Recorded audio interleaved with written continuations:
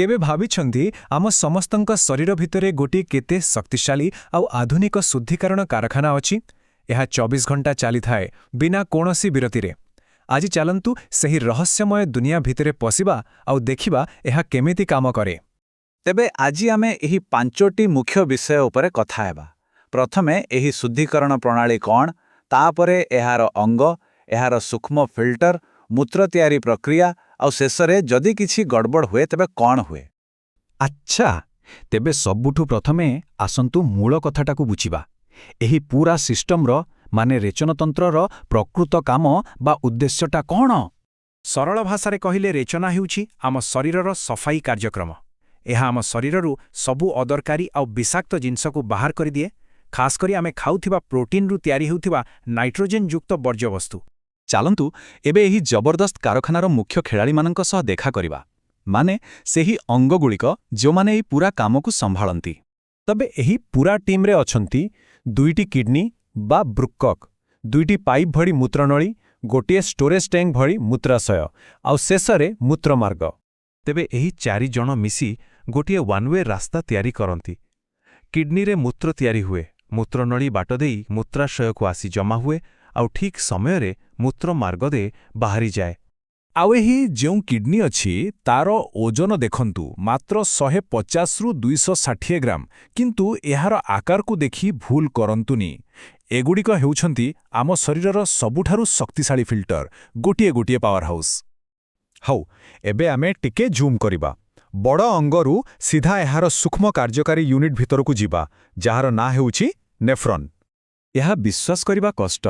जानंती प्रत्येक किडनी रे पाखापाखि 10 लक्ष, हाँ 10 लक्ष नेफ्रॉन थाए। एमाने ही प्रकृत योद्धा जो माने दिनराति रक्त सफा करिबारे लागिथांती। आउ सेइथिपाई कहा जाए जे नेफ्रॉन बिना किडनीर कोनोसी मूल्य नाही। एही लक्ष लक्ष छोट छोट फिल्टर ही गोटिए साधारण अंग को एक शक्तिशाली शुद्धिकरण मशीन रे परिणत करंती।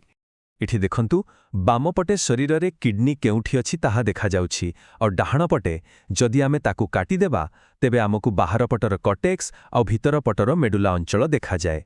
आउ ठीक एही दुईटी जागारे ही सेही लक्ष लक्ष नेफ्रॉन खुंदी होई रहिथांती। तेबे प्रश्न हेउछि एई छोट छोट नेफ्रॉन गुडिक प्रकृतरे मूत्र तैयारी करंती केमिति? वेल, एहा गोटी बहुत रोचक 3 पर्याय प्रक्रिया। रक्त को सफा करी मूत्र रे परिणत करिबा पाई मुख्यतः एही 3टी स्टेप रहिछि। प्रथमे अल्ट्राफिल्ट्रेशन, तापरे पुनः शोषण आउ शेषरे क्षरण। चालंतु गोटे गोटी करी बुझिबा। एई प्रथम स्टेपटा गोटी हाई प्रेशर छणा भली काम करे। एत्ते जोर चाप पड़े जे रक्तरू सबु छोट छोट जिनस भल हेउ कि खराब सबु बाहरी जाए, किंतु बड़ जिनस जेमति कि प्रोटीन आउ रक्त कणिका सेगुड़िक रक्तरे ही रही जांती। आउ एही हाई प्रेशर तैयारी हुए केमती? एठी प्रकृतिर जबरदस्त डिजाइन देखिबाकू मिले। जेउ रक्तनळी रक्त भितरको आणे ताहा मोटा आउ जहा बाहरको नहीं जाए ताहा सरू। एही पार्थक्य जोगु भितरे गोटिए चाप सृष्टि हुए, जहा फिल्ट्रेशन पाई एकदम जरूरी। एबे आसिला द्वितीय स्टेप, जहाकू आमे शरीरर रिसाइक्लिंग प्रोग्राम कहि पारिबा। प्रथम स्टेप्रे जो सबु भल जिनस भूल रे बाहरी जाइथिला, जेमति कि ग्लूकोज, अमीनो एसिड आउ पानी, से सबुको शरीर पुणी थरे रक्त भितरकू टाणी आणे। आउ एहा हेउछि शेष स्टेप, माने फाइनल क्लीनिंग। एठी शरीर आउ थरे चेक करे जे किछि अलिया रहिगला कि। प्रथम क्षणरे जदि किछि विषाक्त जिनस रहि जाई थाए ताकू एठी सीधा रक्तरू फिल्ट्रेट को ठेली दिया जाए। एही 3टी स्टेप परे जहा बरे ताहा हेउछि मूत्र। आउ आश्चर्यर कथा हेउछि एहार 95% केवल पानी, बाकी 5% हेउछि प्रकृत वर्ज्यवस्तु जेमिति यूरिया आउ लुण। एथिबो जणा पडुछि आम रिसाइक्लिंग सिस्टम केते दक्ष। किंतु कौन हुए जेतेबेले एही चमत्कार सिस्टम रे किछि समस्या देखा दिए? जेतेबेले किछि भूल हुए सेतेबेले ही आमे एहार प्रकृत गुरुत्व बुझी पारू।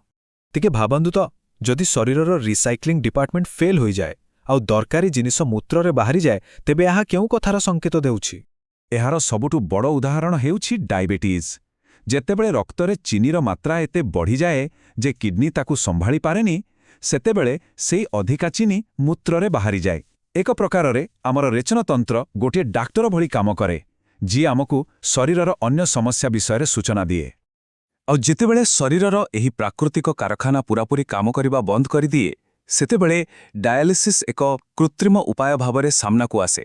ଏହା ଏକ ମେସିନ୍ ଯାହା ନେଫ୍ରନ୍ର କାମ କରି ରକ୍ତକୁ ସଫା କରେ।